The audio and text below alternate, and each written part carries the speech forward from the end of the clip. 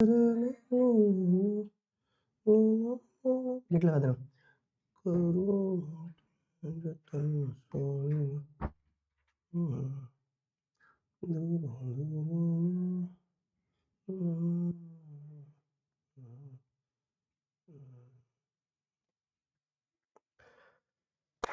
Good evening everyone, good evening, good evening, good evening, नमस्कार, स्वागत, वंदन, अभिनंदन आप सभी का आज के इस क्या हो रहा है लाइव पहले हो गया था क्या? स्वागत है आप सभी का आज के इस लाइव सेशन में। I hope I am audible and visible to you people. क्या मैं आपको बेहतरीन तरह से दिखाई और सुनाई दे रहा हूं? Welcome welcome welcome to this session. ठीक है, तो आज की क्लास में स्वागत है आप सभी का। आज की क्लास में हमारे पास में दो दोस्त थे। अलग अलग नहीं होते क्या? हो जाते ये अलग होंगे तो इसके सिर पे इसने मार दिया है। वैसे ये जो गुड्डे गुड़िया है, ये गुड्डे गुड़िया तो जाना है, ये इनकी जगह अलग है। ठीक है, ये अलग जगह जाएंगे, लेकिन अभी क्योंकि बहुत सारे सामान के साथ ही रखा हुआ है तो एकदम से मुझे दिख गया तो मैंने सोचा तुम्हें इंट्रोड्यूस करवा दूं इनसे, है ना? बढ़िया। चलो आ जाओ, welcome welcome welcome to the class. I hope I am audible and visible. कैसे हो आप सभी लोग? कल की क्लास कैंसिल हो गई यार। मैं कल है ना ऐसा फंसा था कोहरे में कि मुझे दिख नहीं पा रहा था कुछ, तो घर पहुंचते पहुंचते लेट हो गया मुझे। तो 9th वालों की तो हो गई थी, लेकिन आप लोगों की क्लास कल हो नहीं पाई थी। तो उसका उसका सोल्यूशन क्या है? उसका सोल्यूशन ये है कि आज हम क्लास थोड़ी बड़ी करेंगे। चैप्टर हमारे पास बहुत छोटा है, globalisation and the Indian economy जो है, तो चैप्टर हमारे पास बहुत छोटा है। चैप्टर छोटा है पर इसी के साथ में हम डाउट सॉल्विंग भी कर लेंगे। ठीक है, डाउट सॉल्विंग इसी के साथ में हो जाएगी अपनी सातों सातों में। क्या लगता है तुम्हें? सही है ना प्लान? चलो बढ़िया है। तो फिर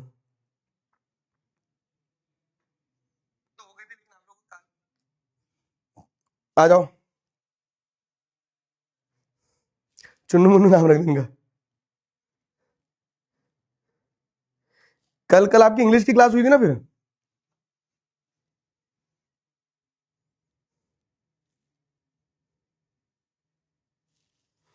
कल इंग्लिश की क्लास, हाँ।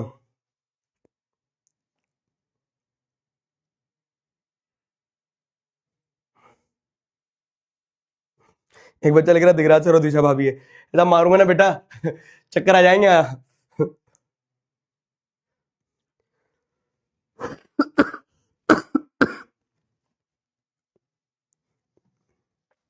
चलो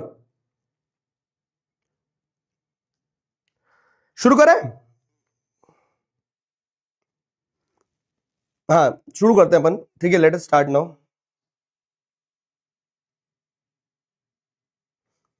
कल आपने मगनोलिया मैडम का कॉल क्यों नहीं उठाया है? मगनोलिया मैडम मुझे क्यों कॉल करेंगी कल?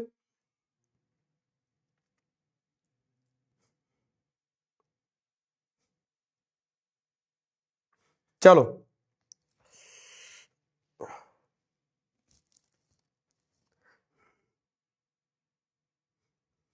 Happy new year. हाँ ठीक है, अभी हैप्पी न्यू ईयर कल परसों बनाएंगे ना साथ में। हैप्पी न्यू ईयर, चिंता काहे कर रहे हो?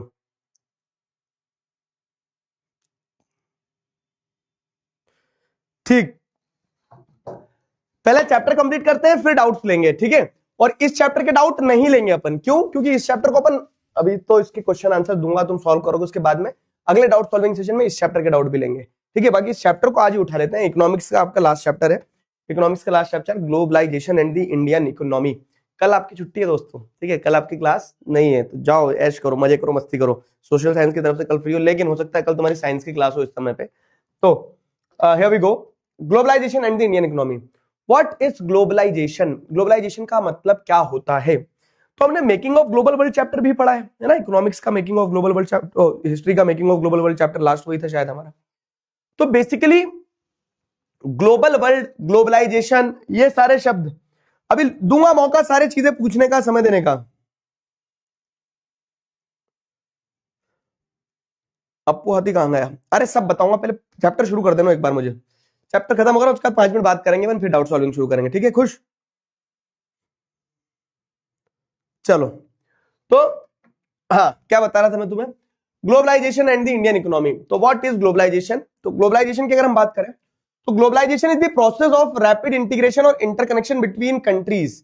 तो अगर आप जैसे देखोगे तो अलग अलग कंट्रीज जो है, तो अलग अलग कंट्रीज के बीच में जो कनेक्शन बनता है, ठीक है, अलग अलग कंट्रीज के बीच में जो कनेक्शन बनता है, उस कनेक्शन को आप क्या कहते हो? ग्लोबलाइजेशन कहते हो, ठीक है, उस कनेक्शन को आप ग्लोबलाइजेशन कहते हो।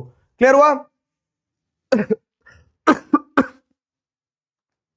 ठीक है, समझ में आया?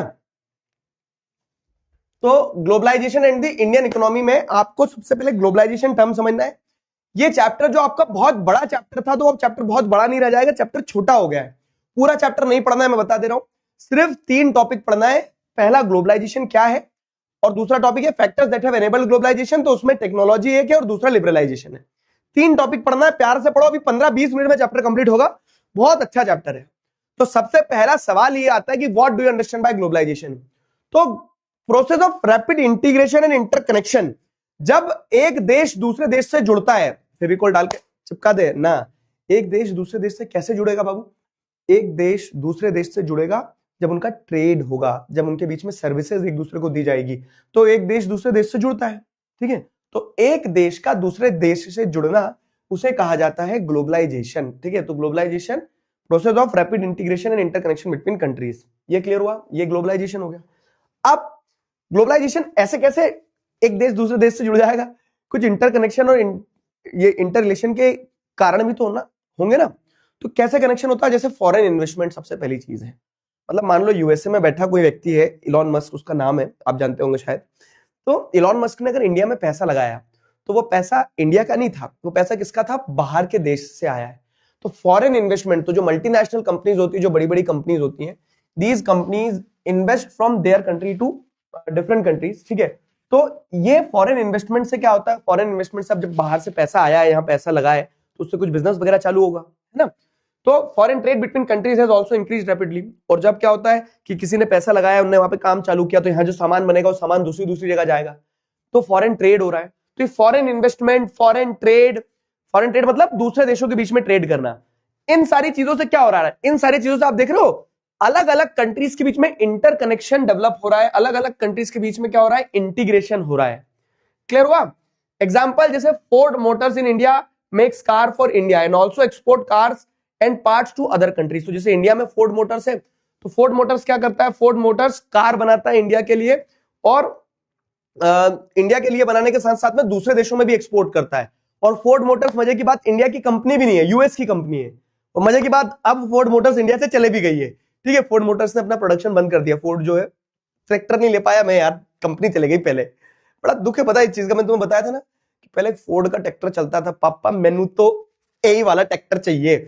लेकिन वो फोर्ड मोटर्स ने, अब जब मैं ट्रैक्टर लेने की स्थिति में आया हूं कि आज मैं ट्रैक्टर खरीद सकता हूं अपने पैसों से, तो ट्रैक्टर बनाना बंद कर दिया। बताओ, जब हमारी बारी आई तो कंपनी चले गई। तो हाँ, तो फोर्ड मोटर्स जो है, तो फोर्ड मोटर्स ने क्या किया, इंडिया में जैसे गुड्स बनाए और बाहर पहुंचाए, तो फॉरेन ट्रेड करी और बाहर से पैसा आया था, फॉरेन इन्वेस्टमेंट लगी थी। तो फॉरेन इन्वेस्टमेंट और फॉरेन ट्रेड जो है, ये क्या करते हैं? ये एक तरह से वर्ल्ड की अलग अलग इकोनॉमीज को, कंट्रीज को इंटीग्रेट करते हैं और इंटरकनेक्शन डेवलप करवाते हैं। अब जब ये अब जब ये होगा, ठीक है, तो जब ये होगा तो जिससे क्या होगा? ट्रेड और इन्वेस्टमेंट जो होगा, ठीक है, वो बढ़ेगा, जिससे कंट्रीज आपस में कनेक्ट होंगी। तो globalisation means countries becoming more connected through trade, investment and technology. यही ग्लोबलाइजेशन होता है। समझ में आ रहा है? ग्लोबलाइजेशन में मूवमेंट ऑफ पीपल भी एक इंपॉर्टेंट पार्ट है।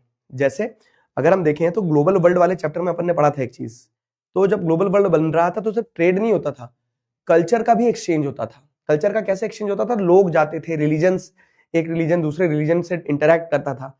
तो वैसे ही ग्लोबलाइजेशन में आज आप देख रहे हैं ट्रेड हो रहा है, ठीक है, गुड्स का मूवमेंट हो रहा है, सर्विसेज का मूवमेंट हो रहा है, पैसे का मूवमेंट हो रहा है। उसी के साथ साथ मूवमेंट ऑफ पीपल भी एक इंपॉर्टेंट पार्ट होता है ग्लोबलाइजेशन का, कि लोग मूव करते हैं, ठीक है। दो ये मूवमेंट ऑफ पीपल जो है उतना ज्यादा प्रेफर नहीं करते हैं लोग। क्यों? क्योंकि जैसे कोविड के समय पे क्या है कि सिचुएशन बिगड़ गई थी, तो मूवमेंट ऑफ पीपल को एक तरह से रिस्ट्रिक्ट कर दिया गया था, रोक दिया गया था, है ना। मूवमेंट ऑफ पीपल को थोड़ा सा रोक दिया गया था। तो वही कहानी रहती है कि मूवमेंट ऑफ पीपल को कब रोक दिया गया था? ग्लोबलाइजेशन, मतलब कोविड के टाइम पीरियड में। लेकिन movement of people is also a part of globalisation. तो पीपल मूव फॉर, और लोग क्यों मूव करते हैं? जैसे लोग क्या है, अफ्रीका की कंट्रीज छोड़ छोड़ के यूरोप वगैरह जाते हैं, एशियन कंट्रीज में आ जाते हैं, क्योंकि इनको यहाँ पे बेटर जॉब्स मिल जाती है, इनकम मिल जाती है, एजुकेशन मिल जाता है, तो लोग इसलिए मूवमेंट करते हैं। However movement of people has not increased much due to restrictions, लेकिन पीपल मूवमेंट पे थोड़ा रिस्ट्रिक्शंस भी रहता है। यूएसए और डेवलप्ड कंट्रीज ये नहीं चाहेंगे कि उनकी कंट्री में दूसरे लोग आए, समझ रहा है?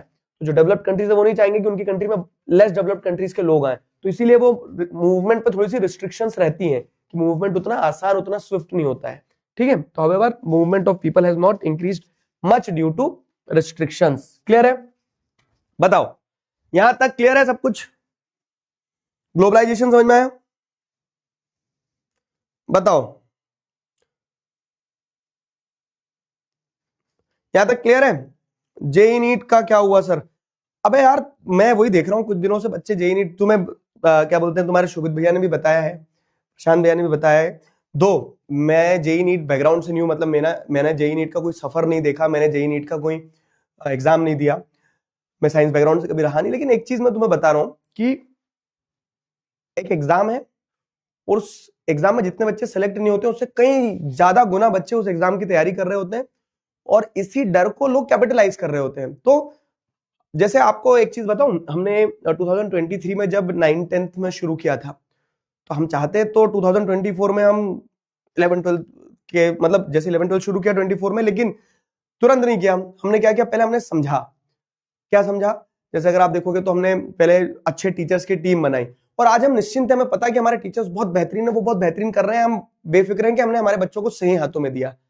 तो वैसे ही जब तक हम किसी चीज पर कॉन्फिडेंट नहीं होंगे, और कंसिडरिंग कि कितना खतरनाक मार्केट बना हुआ उसके अराउंड, ऐसा कि बच्चे को भी खतरा है, हमें भी खतरा है, और ऐसा नहीं होता है, ठीक है? तो हम जब उस कह सकते हैं ना कि उस या तो उस खेल में खेलो मत, और उस खेल को खेलो तो सबसे बेस्ट खेलो। तो सिंपल सी चीज है कि भाई साहब कम पढ़ाओ, लेकिन उन बच्चों को वैसे पढ़ाओ, दिल से पढ़ाओ कि जो हम कर पाए, ठीक है? तो हम वही करेंगे जो हम कर पाएंगे, बहुत अच्छे से कर पाएंगे, वही करेंगे बस। क्लियर हुआ?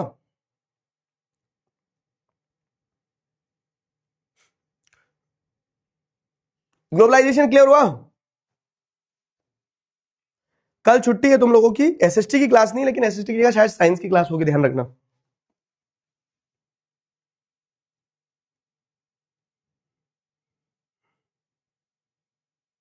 हैप्पी बर्थडे परी शर्मा। अगर ग्लोबलाइजेशन क्लियर है, अरे डायनासोर वाली बंदूक का, अरे हाँ डायनासोर नाम रख दे क्या? इस बंदूक का नाम नहीं मिल रहा था ना अभी तक कुछ, ड्रैगन ड्रैगन मजा नहीं आ रहा था, डायना असुर कर दे, डायना असुर गन।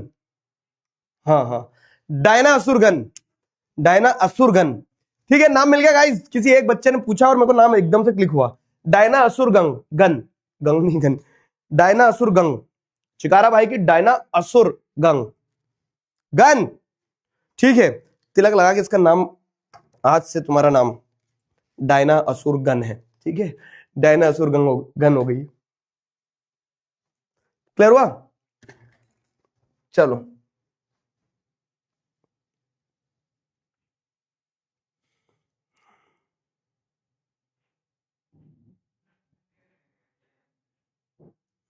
डन।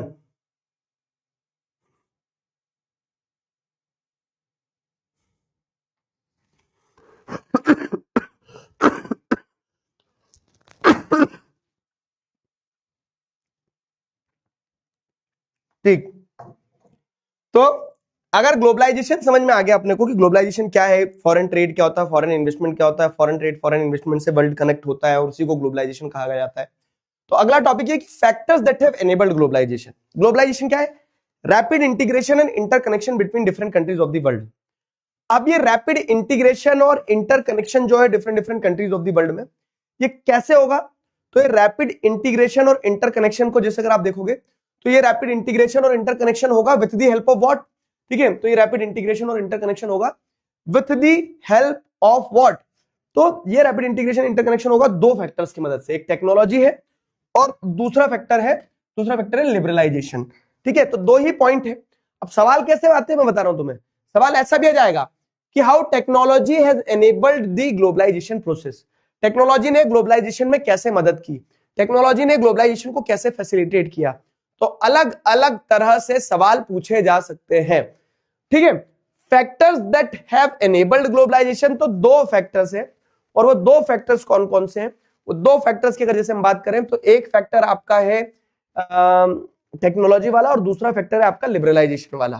तो टेक्नोलॉजी की अगर बात करें तो rapid improvement in technology has been one major factor that has stimulated the globalisation process, ठीक है। तो क्या है, आपको क्या समझ में आया यहां समझना कि जैसे जैसे टेक्नोलॉजी में चेंजेस आते गए, इंप्रूवमेंट होता चला गया, तो उस टेक्नोलॉजी के इंप्रूवमेंट से वर्ल्ड का आपस में जुड़ना, जिसको हम क्या कहते हैं, ग्लोबलाइजेशन कहते हैं, वर्ल्ड का आपस में जुड़ना भी बहुत फास्ट हो गया। सिंपल ब्रेकअप लेके चलो, ग्लोबलाइजेशन समझा। अब ऐसी क्या चीजें हैं, ठीक है, देखो एजेंट ऑफ ग्लोबलाइजेशन अलग हो गए, मतलब फॉरेन ट्रेड से आप कनेक्ट कर रहे हो, ठीक है, आप फॉरेन इन्वेस्टमेंट कर रहे हो, मल्टीनेशनल कंपनीज काम कर रही है जो अलग अलग देश में रहती है, वो सब एजेंट्स हैं, वो सब कैटलिस्ट है जिनके कारण से ग्लोबलाइजेशन आपको दिख रहा है। लेकिन उस ग्लोबलाइजेशन प्रोसेस को और फास्ट करने में किसकी मदद हुई? तो वो फैक्टर्स हैं। उस ग्लोबलाइजेशन प्रोसेस को और फास्ट करने में किसका रोल रहा? तो उस ग्लोबलाइजेशन प्रोसेस को फास्ट करने में जैसे अगर आप देखोगे तो रोल रहा टेक्नोलॉजी का। कैसे टेक्नोलॉजी का रोल रहा? तो जैसे जैसे टेक्नोलॉजी में इंप्रूवमेंट आता चलेगा, उसके चलते आपको देखने को मिलता है कि ग्लोबलाइजेशन प्रोसेस में भी आपको क्या देखने को मिलता है, ग्लोबलाइजेशन प्रोसेस जो है वो फास्ट होते चली जाती है, बेटर होते चली जाती है। तो अपन बात करते हैं कि टेक्नोलॉजी ने क्या किया। तो टेक्नोलॉजी में सबसे पहले ट्रांसपोर्ट टेक्नोलॉजी एक चीज है। ट्रांसपोर्ट टेक्नोलॉजी क्या है? जैसे मान लो कि पहले लोग क्या करते थे, घोड़ा गाड़ी जो होती थी, टक टक टक टक, तो लोग पहले घोड़ा गाड़ी लेके चलते थे और घोड़ा गाड़ी से धीरे धीरे धीरे धीरे जाते थे। तो दिखती बात है कि सामान एक जगह से दूसरी जगह पहुंचने में समय लगेगा, है ना। लेकिन अब उस घोड़े गाड़ी की जगह क्या हो गया, ठीक है, उस घोड़े की जगह अब आपको क्या देखने को मिल रहा है कि बुलेट ट्रेन आ गई हैं। तो वो बहुत तेजी से सामान एक जगह दूसरे का, लोग एक जगह से दूसरे का पहुंच जाएंगे। तो ट्रांसपोर्टेशन टेक्नोलॉजी में अगर इंप्रूवमेंट होगा तो दिखती बात है कि कनेक्टिविटी में भी इंप्रूवमेंट होगा। मानते हो? कितने लोग मानते हैं, बताओ, समझ में आया? तो फैक्टर्स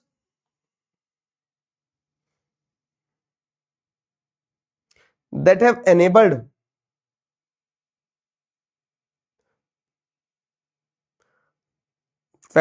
enabled globalization.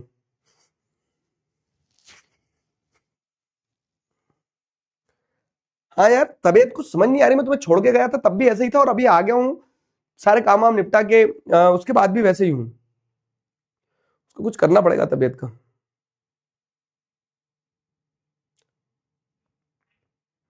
विशाल बेटा, एक बार सपोर्ट टीम से एक बार बात करो कॉल पे, ठीक है, रिजॉल्व कर देंगे। ऑलमोस्ट सबके ब्रह्मास्त्र जा चुके हैं।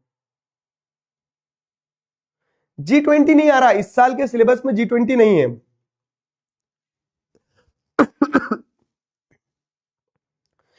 ठीक है, डायनासोर से मार दूंगा, हाँ, ठीक है।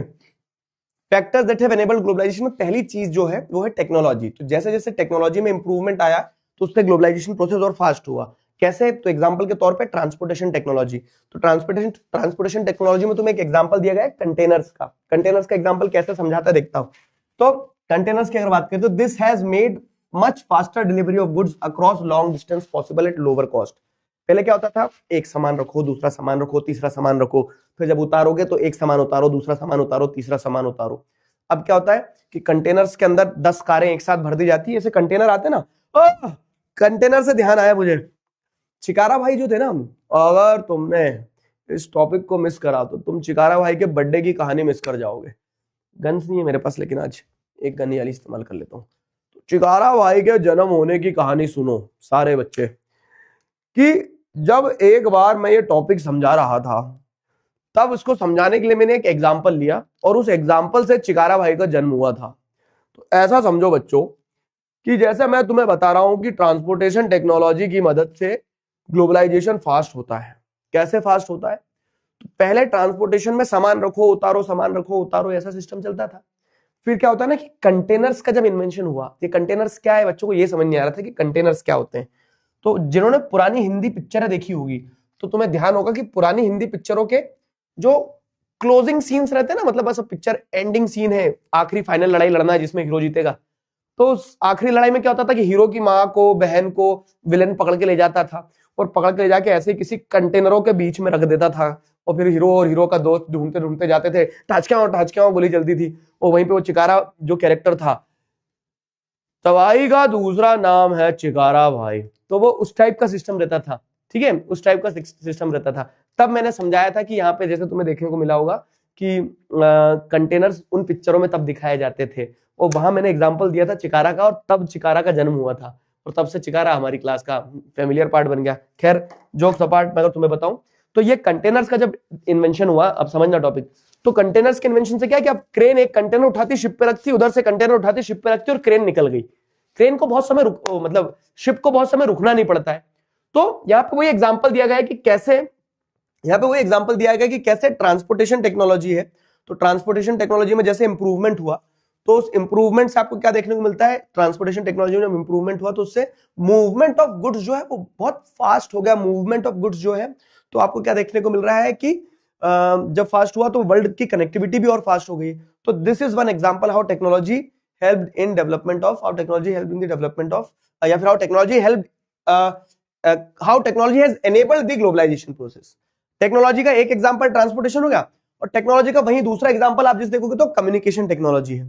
ठीक है, इंफॉर्मेशन एंड कम्युनिकेशन टेक्नोलॉजी मतलब इंटरनेट वगैरह आया, जब मोबाइल टेलीफोनिक कन्वर्सेशंस वगैरह आए, तो यहाँ पे एग्जांपल में वही बताया गया कि कैसे इंफॉर्मेशन एंड कम्युनिकेशन टेक्नोलॉजी से ग्लोबलाइजेशन फास्ट हुआ है।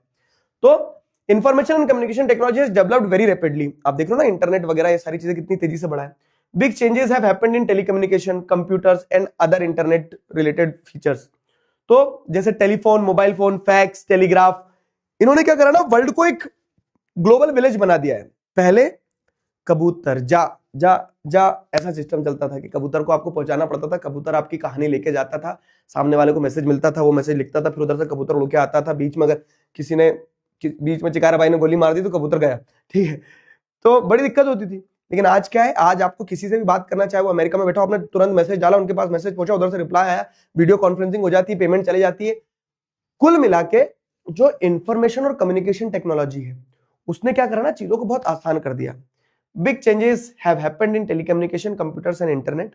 ठीक है, जैसे telephones, mobile phones, fax, telegraph, इन सारी चीजों ने वर्ल्ड वाइड क्या करा ना, दुनिया को कनेक्ट कर दिया है। Satellite communication makes it possible to communicate even from remote areas. Satellite communication के चलते आप दूर दुराज के एरियाज से, रिमोट एरियाज से भी क्या करते हो, कम्युनिकेशन कर सकते हो, कम्युनिकेशन पॉसिबल हो गया।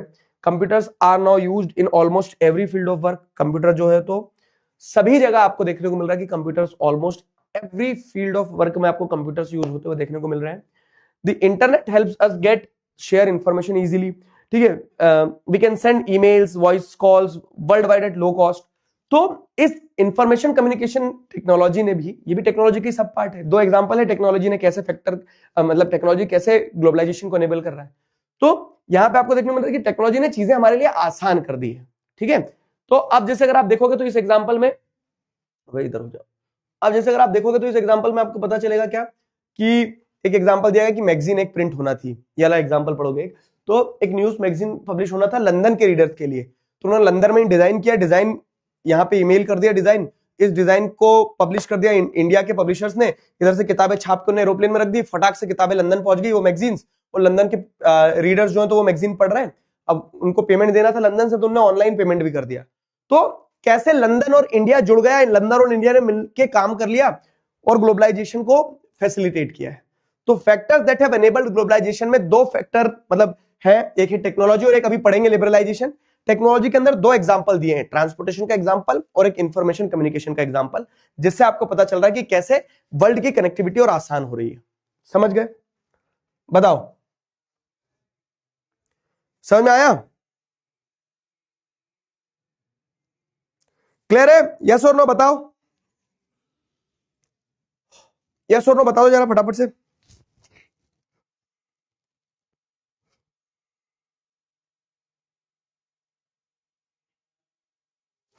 क्लियर हुआ? जल्दी बताओ।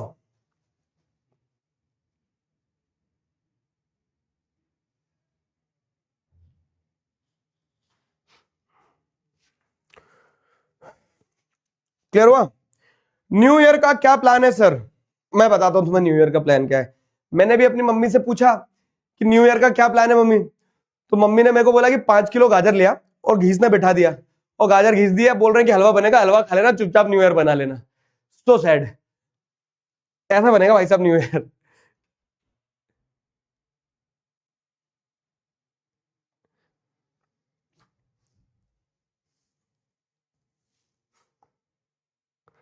क्लियर हुआ? अभी खत्म नहीं हुआ बेटा चैप्टर।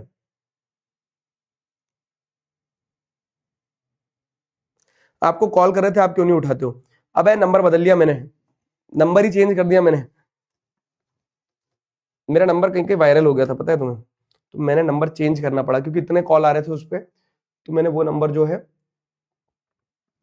मतलब एक तरह से वो नंबर रखा है लेकिन नंबर वो बंद करके रख दिया वैसा, और दूसरा नंबर लेना पड़ा। तो देखो मेरी ये रिक्वेस्ट है तुम लोगों से, मैं तुम लोगों से सबसे बहुत प्यार करता हूं, आ जाओ मेरे प्यारे बच्चे, बहुत प्यार करता हूं, लेकिन तुम खुद दिमाग लगाओ। मैं एक इंसान हूं और तुम लाखों बच्चे हो, तो लाखों बच्चे अगर बोलेंगे कि रोज हमसे बात कर लो तो कैसे पॉसिबल होगा? क्योंकि एक दिन में तो सीमित ही समय रहता है ना, उस सीमित समय में मुझे क्लास भी लेना है। तो मैं सबसे बात करना चाहता हूं, ऐसा नहीं है, मैं सबसे मिलना चाहता हूं, मैं सबको प्यार से गुलू गुलू करना चाहता हूं, बट द थिंग इज कि practically it is not possible. तो कुछ बच्चों को पता नहीं कहां से नंबर मिल गया था, मुझे वो नंबर बदलना पड़ा। तो मेरी यही रिक्वेस्ट है कि ऐसे काम मत करा करो, बहुत दिक्कत जाती है। ठीक है, ऐसे काम मत करा करो, बहुत दिक्कत जाती है। ठीक है। विशाल सिंह, मैं अब तुम्हें ब्लॉक कर दूंगा बेटा, तुम बहुत देर से स्पैम कर रहे हो। रुको एक मिनट, करवाऊं ब्लॉक? चलो, गाजर का हलवा तुम्हें भी खिला दूंगा न्यू ईयर पे, ठीक है। Factors that have enabled globalisation का एक पार्ट हुआ है। अब बताओ, दो स्टेटमेंट दिए। In recent time technology in the area of computer internet have been changing rapidly. Internet allows to use send instant electronic mail and talk voice mail across the world at negligible cost.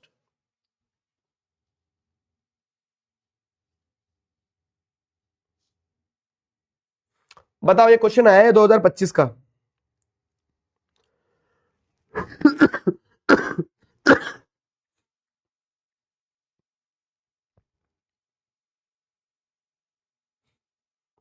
ठीक है,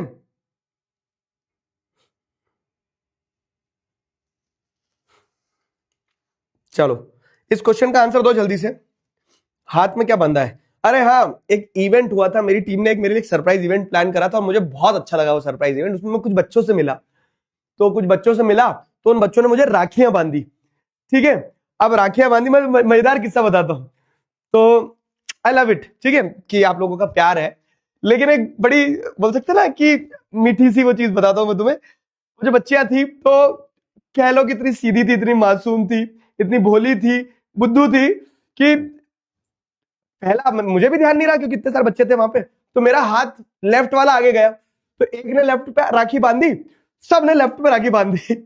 फिर मैंने realise किया कि सबने left पे राखी बांधी है, और उस समय क्या, एक को देख के एक, सब लेफ्ट पे राखी बांधे जा रहे हैं। बट आई एम ग्रेटफुल कि I have lovely people like you around मी।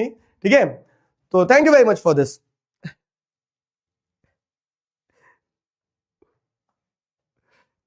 जल्दी आंसर सेलेक्ट करो इसका।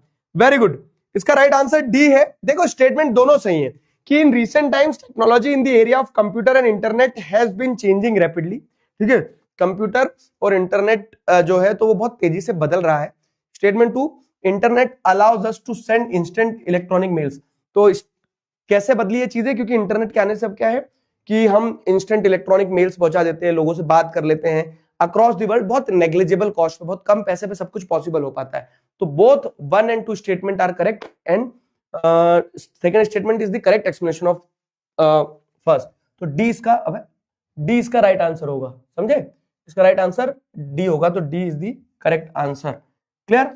आ जाओ अब, factors that have enabled globalisation में एक तो अपन ने पढ़ लिया, टेक्नोलॉजी एक फैक्टर है जिससे ग्लोबलाइजेशन पॉसिबल हुआ है, वर्ल्ड का जुड़ना पॉसिबल हुआ। और दूसरा फैक्टर है लिबरलाइजेशन। तो अब ये लिबरलाइजेशन क्या है, लिबरलाइजेशन कैसे ग्लोबलाइजेशन को मदद करता है, ये सारी चीजें एक एक से समझेंगे, अच्छे से समझना। ये पूरे पेज पे जो कंसेप्ट है, ये एक कंसेप्ट है अपने आप में। ठीक है, चलो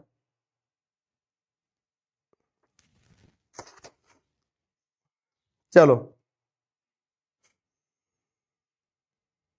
लीडर बोर्ड पढ़ दो।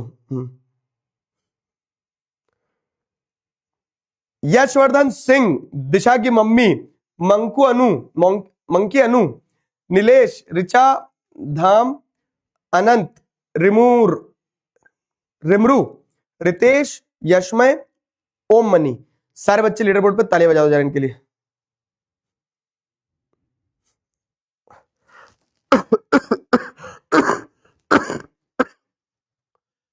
G20 नहीं आएगा इस पे, G20 नहीं आएगा।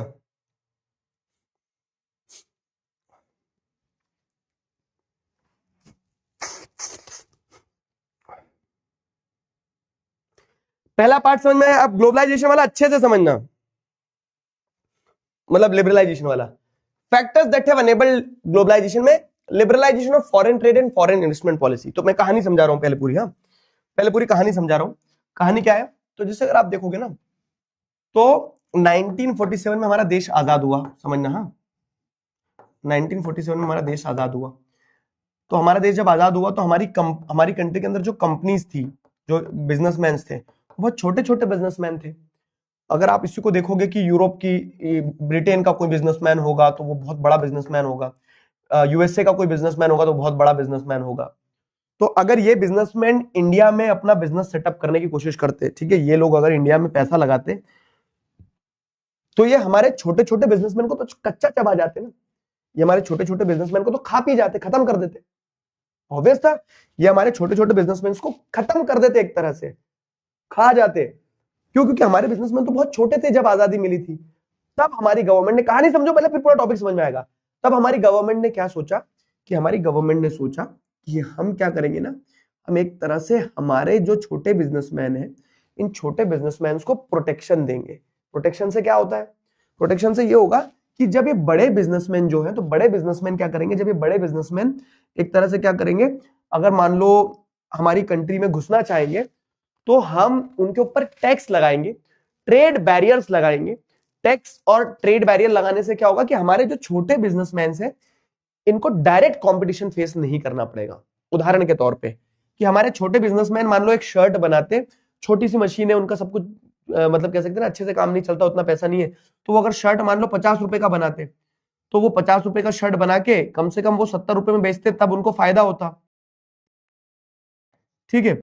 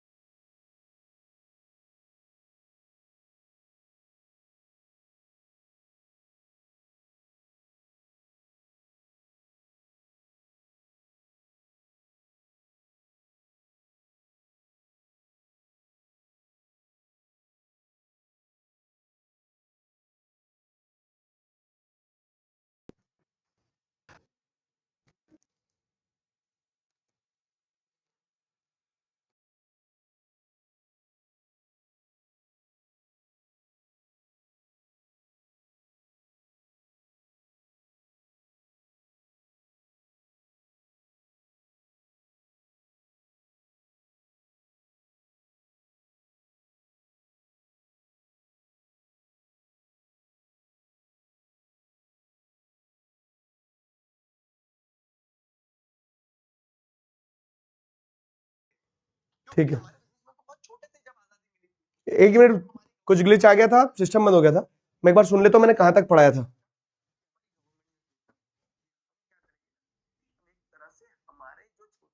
छोटे बिजनेसमैन से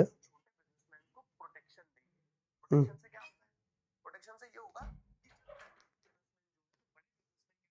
हम्म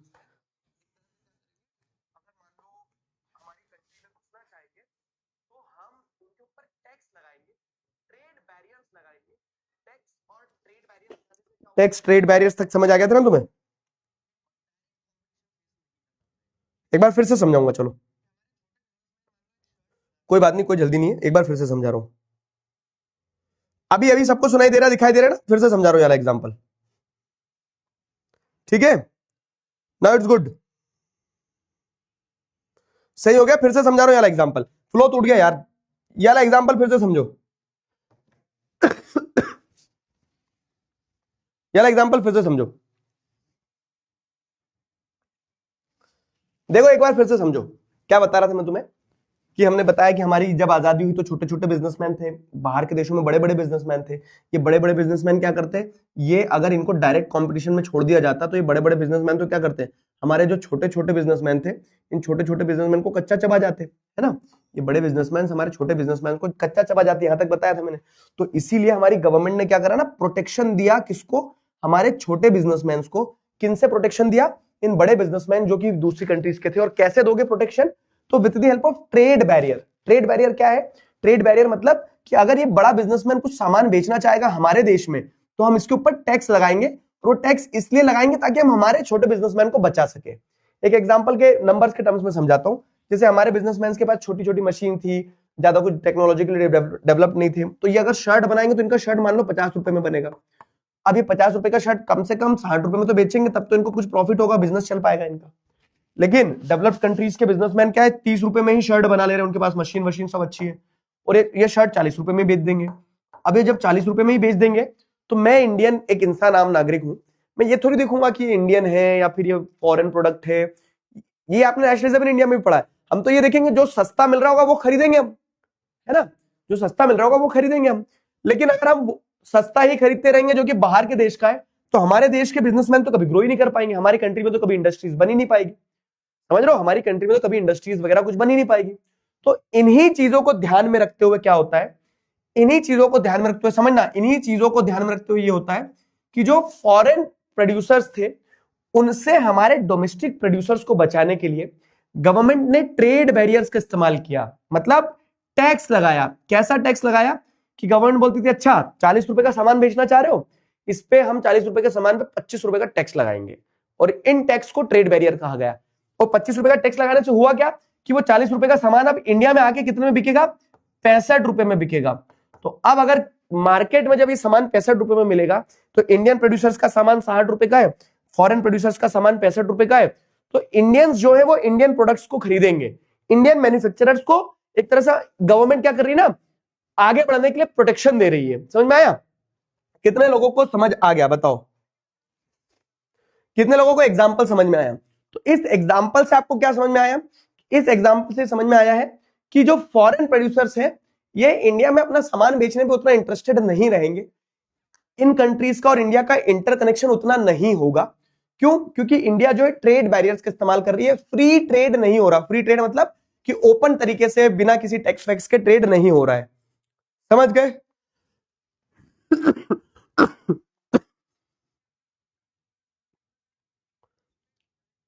क्लियर हुआ? अब बता दो जल्दी, इज दैट क्लियर? यस और नो? ब्रांड इतना महंगा क्यों है बाहर? ले ये आदमी को टेंशन हो गया, ब्रांड क्यों महंगा। मैं वही तो बोल रहा हूँ ना कि फॉरेन प्रोड्यूसर जो है वो, जैसे मान लो इलॉन मस्क को अगर बोल दिया जाए कि जाओ compete करो इंडिया में, और इलॉन मस्क सीधा आ जाए, तो बहुत सारे लोकल ब्रांड्स को खा जाएगा। मल्टीनेशनल कंपनीज के पास बहुत पैसा होता है, इतना पैसा कि कुछ कुछ देश की जीडीपी जितनी नहीं होती उतनी उनकी वो रहती है। क्लियर है ना? अरे यार तुम एग्जाम्पल का बता दो, मार दूंगा। हाँ नहीं है तो ना बोलो, क्योंकि इससे, यस अंडरस्टूड। अब वही चीज आपको समझ में आएगी। तो जब आप दो देशों में फ्रीली ट्रेड नहीं करोगे तो क्या कहेंगे, दो देशों में जब फ्रीली ट्रेड नहीं होगा तो हम बोलेंगे ग्लोबलाइजेशन हो रहा है क्या? नहीं हो रहा है ग्लोबलाइजेशन। तो हमें क्या पढ़ना है, factors that have enabled globalisation. तो पहला फैक्टर तो टेक्नोलॉजी देख लिया, दूसरा फैक्टर है लिबरलाइजेशन। लिबरलाइजेशन क्या है? रिमूविंग बैरियर्स और restriction set by government is known as liberalisation. तो जब सरकार अगर ये टैक्स के रूप में जो ट्रेड बैरियर्स लगाए गए, जो रिस्ट्रिक्शंस लगाई है, इन रिस्ट्रिक्शंस को हटा देगी, तो इस रिस्ट्रिक्शंस को हटाने से क्या होगा? अब कोई टैक्स नहीं लग रहा है, तो अब इस देश के लोग इस देश में सामान खूब बेचेंगे, है ना। और एक देश से दूसरे देश में सामान बिकना ही क्या होता है? ग्लोबलाइजेशन होता है। तो रिमूविंग ऑफ ट्रेड बैरियर्स और restriction set by government is known as liberalisation. और लिबरलाइजेशन जब होगा फॉरेन ट्रेड का, फॉरेन इन्वेस्टमेंट का, ठीक है, तो इससे क्या होगा? लिबरलाइजेशन से ग्लोबलाइजेशन और बढ़ेगा। समझ में आया? जब आप टैक्स नहीं लगाओगे तो दो देश और ज्यादा ट्रेड करेंगे, और ज्यादा ट्रेड करेंगे तो ग्लोबलाइजेशन होगा। तो कैसे लिबरलाइजेशन एक इंपॉर्टेंट कंडीशन है for more globalisation, for more foreign trade. समझ में आया? तो बिफोर 1991 क्या सिचुएशन थी? हम लोग क्या करते थे, जो हमारे देश में इंपोर्ट होता था, जो हमारे देश में बाहर से सामान आता था, उसके ऊपर ट्रेड लगाते थे, ट्रेड बैरियर्स लगाते थे, टैक्स लगाते थे। और ये ट्रेड बैरियर्स इसलिए लगाए जाते ताकि हम फॉरेन ट्रेड को कंट्रोल कर सके। हम उसी सामान को देश के अंदर आने देंगे जिसको हम चाहते हैं कि आए, और अगर हम चाहते थे कि ये सामान ना आए तो हम उसके ऊपर बहुत ज्यादा टैक्स लगाते थे, तो ऑटोमेटिकली उस देश के लोग हमारे देश में वो सामान पहुंचाते ही नहीं थे। ठीक है। After independence India use trade barriers to protect local industries, जो समझाया मैंने, है ना, कि लोकल इंडस्ट्रीज को बचाने के लिए इंडियंस ट्रेड बैरियर्स का इस्तेमाल करते थे। फिर 1950-60s में Indian industries were new and needed protection for foreign competition. और ये सिंपल भी है, जैसे मान लो कि आज मैं तुम्हें आज ही किसी ट्रेंड बॉक्सर के साथ में मैच लड़वा दूं, तो ट्रेंड बॉक्सर तुम्हारे चेहरे का क्या कर देगा ना, फुटबॉल बना देगा, मार मार के हाथ से फुटबॉल खेल देगा, हैंड फुटबॉल चालू हो जाएगी। तो आपको मैं आज किसी ट्रेंड बॉक्सर के साथ में बॉक्सिंग मैच में नहीं उतार सकता हूं। लेकिन मानना 2 मिनट के लिए, लेकिन अगर मान लो मैंने आपको क्या किया, लेकिन मैंने अगर आपको ये बोला, क्या बोला कि पहले आप ट्रेनिंग लो, आप सीखो, 1 1.5 साल 2 साल सिखाया, और मैंने अब बोला कि जाओ अब कंपटीशन में लड़ो, तो जस्टिस होगा। तब आप हो सकता है कि 4 मुक्के खाओ, लेकिन 1 मुक्का आप भी मार दोगे। Got it? तो वैसे क्या है, 1950-60s में इंडियन इंडस्ट्रीज क्या थी, बहुत ग्रो कर रही थी, छोटी थी, और डायरेक्ट कंपटीशन में छोड़ देते अगर कि जाओ लड़ो ट्रेंड बॉक्सर के सामने, तो उसके मुंह का फुटबॉल बना देता वो। तो इसीलिए क्या है कि शुरुआत में हमें प्रोटेक्शन देने की जरूरत थी फ्रॉम फॉरेन कॉम्पिटिटर्स। ठीक है, फॉरेन कॉम्पिटिटर्स से प्रोटेक्शन देने की जरूरत थी शुरुआत में। Only essential goods like machinery, fertilisers and petroleum were imported. तो जो बहुत एसेंशियल गुड्स थे उन्हीं को हम क्या करते थे, बाहर के देशों से बुलाते थे। बाकी सारे गुड्स हम कोशिश करते थे हमारी कंट्री के अंदर ही डेवलप हो। तो इसीलिए पहले बहुत ज्यादा क्वालिटी में गुड्स आपको दिखते भी नहीं थे इंडिया में। क्यों? क्योंकि बाहर से गुड्स आने नहीं देते थे, क्योंकि हम हमारी इंडस्ट्रीज को ग्रो करवाना चाह रहे थे। ठीक है। many developed countries also protected their industries in early stage। बहुत सारी जो आज डेवलप्ड कंट्रीज है ना, वो भी इन ट्रेड बैरियर्स का इस्तेमाल करती थी ताकि शुरुआत में वो अपनी इंडस्ट्रीज को ग्रो कर ले। लेकिन फिर क्या है, 1991 के बाद में हमने लिबरलाइजेशन की पॉलिसी अडॉप्ट करी। क्यों? क्योंकि हमने हमारे जो लोकल प्लेयर्स थे उनको बड़ा भी कर लिया था, थोड़ा थोड़ा उनकी जड़ें जम गई थी। और लिबरलाइजेशन जब होगा तो ज्यादा क्या होगा, गुड्स आएंगे जाएंगे, ज्यादा ग्लोबलाइजेशन होगा। और उस ग्लोबलाइजेशन का फायदा यह रहता है कि लोगों को अच्छे प्रोडक्ट्स मिलते हैं, क्योंकि कंपटीशन है ना। तो कंपटीशन का एक रूल है कि जो ज्यादा बेहतर करेगा वही कंपटीशन में जीतेगा। तो जब इंडियन प्रोड्यूसर्स मान लो ठीक ठाक जम गए हैं, तो अब इंडियन प्रोड्यूसर से बोलना पड़ेगा बेटा अपना क्वालिटी बनाओ। लेकिन इंडियन प्रोड्यूसर सोचेंगे क्यों बढ़ाए, ये इसी क्वालिटी में देते हैं ना, बाहर से कोई कंपटीशन तो है ही नहीं। लेकिन जब लिबरलाइजेशन होगा, ट्रेड बैरियर्स हट जाएंगे, बाहर से गुड्स आना शुरू होंगे, तो बाहर से जब गुड्स आना शुरू होंगे तो बहुत तेजी से क्या होगा, बहुत तेजी से आपको देखने को मिलता है कि कंपटीशन फील होगा, और कंपटीशन फील होने के चलते में क्वालिटी ऑफ प्रोडक्ट इंप्रूव होगा। ठीक है। तो in 1991 India changed it policies. Indian producers were encourage to compete globally. Indian producers को ग्लोबली कम्पीट करना था। ठीक है। Competition was expected to improve quality. Trade barrier जो थे हमने रिमूव कर दिए 1991 के बाद में। फॉरेन कंपनीज ने अपने यहां से इन्वेस्टमेंट और प्रोडक्ट पहुंचाना शुरू कर दिया। तो foreign companies were allowed to set up factories and offices in India.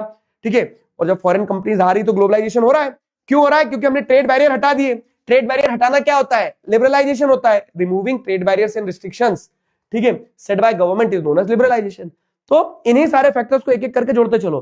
तो liberalisation means removing government restrictions on trade. Under liberalisation business got more freedom to import and export. ठीक है। Under liberalisation business को और ज्यादा freedom मिली to import export, और इस तरह से क्या हुआ, चीजें शुरू हुई। समझ में आया? इस तरह से चीजें शुरू हुई। Got my point? बताओ, समझ में आया?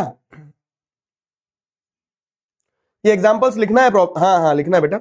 मतलब ये वाला नहीं लिखना है, ये क्यों लिखना है तुम्हें? तुम तो सिंपल ये थ्योरी लिखना है ना, ये थ्योरी जो लिखी है कि why there were what were the use of trade barriers in the initial period, और फिर व्हाई लिबरलाइजेशन हैपेंड, फिर लिबरलाइजेशन क्यों हुआ, ठीक है।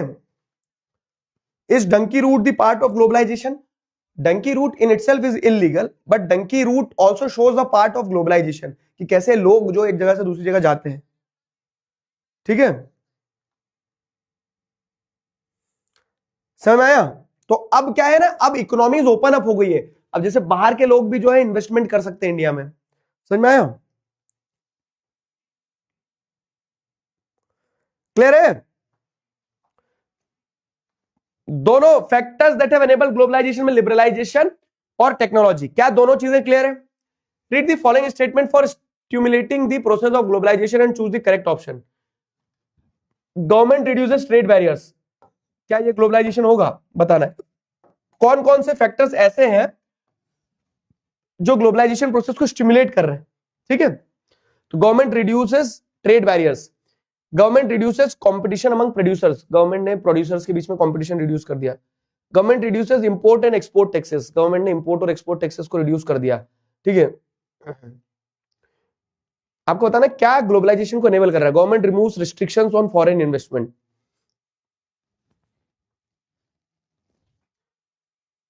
Choose the correct decision, read the following statement for stimulating globalisation process. अच्छा,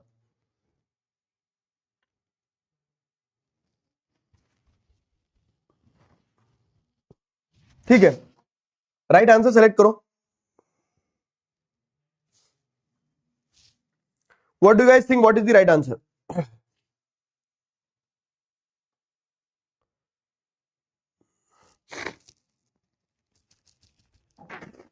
बताओ बाबू।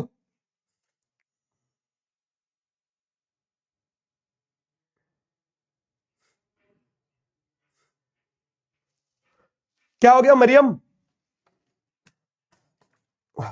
छुट्टी नहीं बाबू, आप डाउट सॉल्विंग अपन कर लें, थोड़ा सा आधा घंटे में कर लेंगे डाउट सॉल्विंग।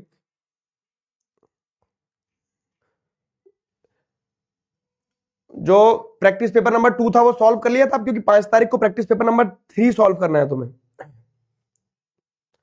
3 2 1 टाइम अप कर दूं? जल्दी करो, अभी 8 सेकंड और बचे हैं।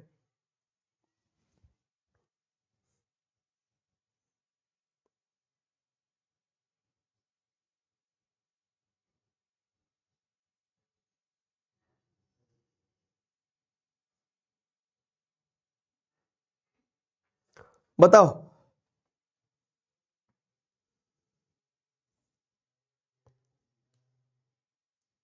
किसने सही दिया? Very good very good very good, the right answer is 53% बच्चों ने सी सेलेक्ट किया। देखो समझो, यहाँ पे गवर्नमेंट जब ट्रेड बैरियर्स रिड्यूस करेगी तो ज्यादा ट्रेड होगा, तो ये तो ग्लोबलाइजेशन को फैसिलिटेट कर रहा है। गवर्नमेंट जब क्या करेगी, इंपोर्ट एक्सपोर्ट पे टैक्सेस रिड्यूस कर देगी तो ज्यादा इंपोर्ट एक्सपोर्ट होगा, ये भी ग्लोबलाइजेशन कर रहा है।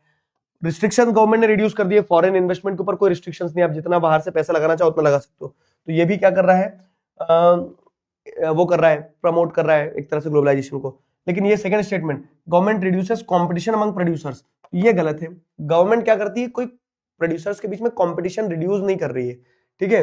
Government reduces competition among producers, तो गवर्नमेंट ने क्या करके रखा ना, कंपटीशन को और बढ़ा के, जब आप कंपटीशन रिड्यूस कर दोगे तो इससे तो फिर मोनोपोली हो जाएगी, जितना कंपटीशन होगा उतना ज्यादा ग्लोबलाइजेशन होगा, तो ये गलत था। तो 1 3 4 सही है, ठीक है, 1 3 4।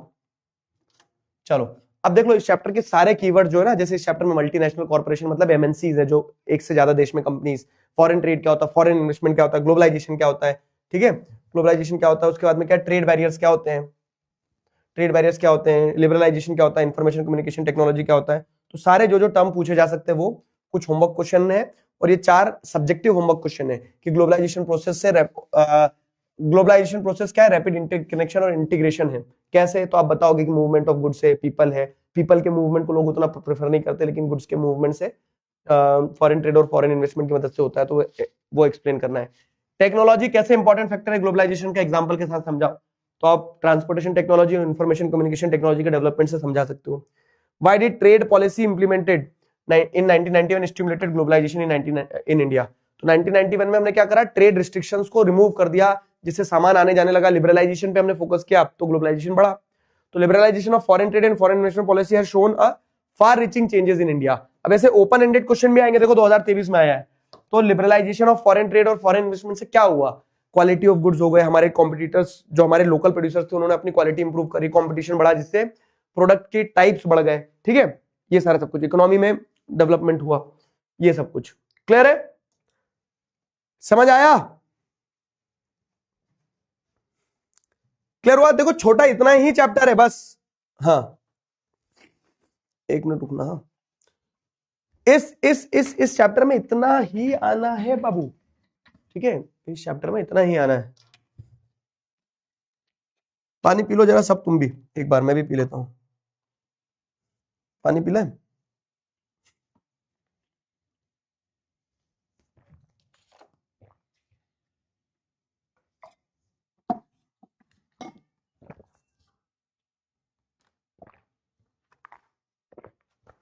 मार्क्स नहीं बताया क्या इसमें, कहाँ गया पेन, कहाँ चले, लिखा तो है मार्क्स 3 नंबर 5 नंबर 5 नंबर।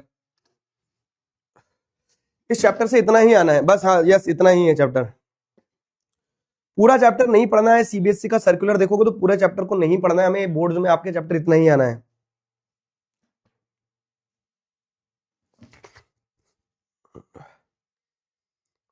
हाँ 1 तारीख को मिलेंगे ना, तो नया साल साथ में बनाएंगे अपन। G20 नहीं आएगा, वर्ल्ड ट्रेड ऑर्गेनाइजेशन नहीं आएगा, क्योंकि सब पुराने टॉपिक थे। आ जाओ अब अपन ये देख लेते हैं, जैसे सबसे पहले तो WPP नंबर 2 सॉल्व करी थी तुमने,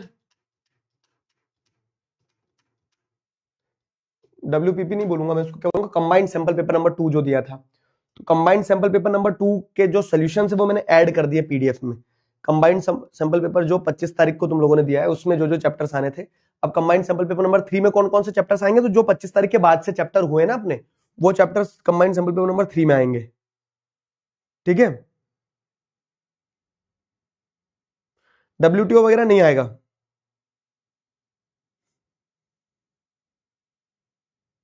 ठीक है। मेरी ब्रह्मास्त्र की बुकलेट चोरी हो गई, ले एक चीज नहीं संभाल पा रहे हो।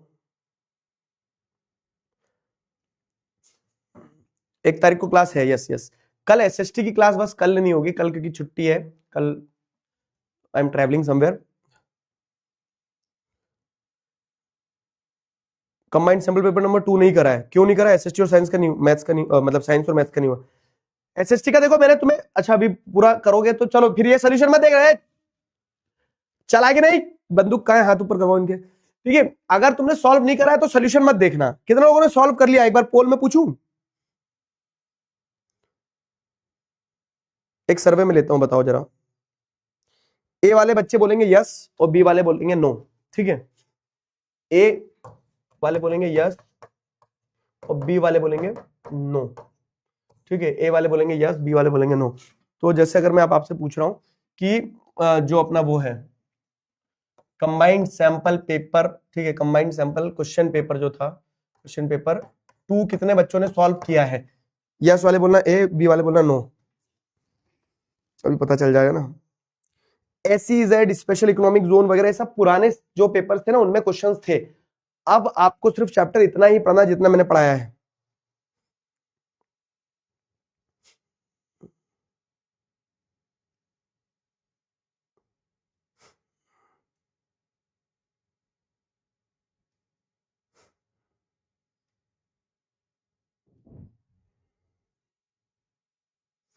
क्लियर हुआ, बताओ जरा सर्वे में। अब तुम्हारा कोई डाउट है तो पूछते चलो, तो अगर नहीं किया है तो सोल्यूशन मैंने दे दिया, लेकिन चीटिंग मत करना। लॉन्ग आंसर क्वेश्चंस और शॉर्ट आंसर क्वेश्चन जो दिए थे तो उनके भी आंसर यहाँ पे लिख दिया है, ठीक है, सारे एक्सप्लेनेशन के साथ में, असर्शन रीजन वगैरह भी। वेरी शॉर्ट आंसर में जैसे what is the significance of having third tier of government in large country like India, तो अब उसमें लिख देंगे कि ये सारे सोल्यूशन लिखे हुए हैं इसमें बाबू।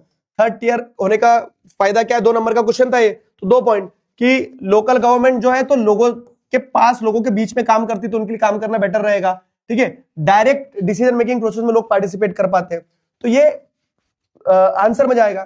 फिर क्या है, फिर जैसा what write any 2 causes of civil disobedience movement, तो सिविल डिसोबीडियंस मूवमेंट के पीछे पहला कारण क्या है, साइमन कमीशन। दूसरा, साइमन कमीशन जो आया तो साइमन कमीशन ने क्या करा कि इंडियंस को वो नहीं दिए, कोई भी इंडियन मेंबर नहीं दिए थे। फिर क्या है, पूर्ण स्वराज का हमने डिक्लेरेशन किया लेकिन हम आजादी मिल नहीं पाई। इन कारणों से फिर क्या है, महात्मा गांधी ने सिविल डिसोबीडियंस मूवमेंट लॉन्च किया था। फेडरलिज्म के 3 फीचर क्या थे, तो लिख सकते हो 2 और more than 2 levels of government, her level का अपना जुरिसडिक्शन, कॉन्स्टिट्यूशनली गारंटीड होती है पावर। फिर क्या है, state 3 importance of forest and wildlife in our country, तो बायोडाइवर्सिटी मेंटेन करना है, फॉरेस्ट जो है तो एक बहुत, मैंने सारे पॉइंटर्स लिखे हैं जो इकोनॉमिक एक्टिविटीज में कंट्रीब्यूट करते हैं, वाइल्ड लाइफ और वेजिटेशन, ये सारा सब कुछ है ना।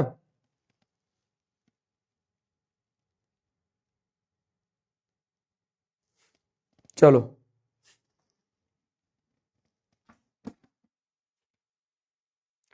क्लियर है।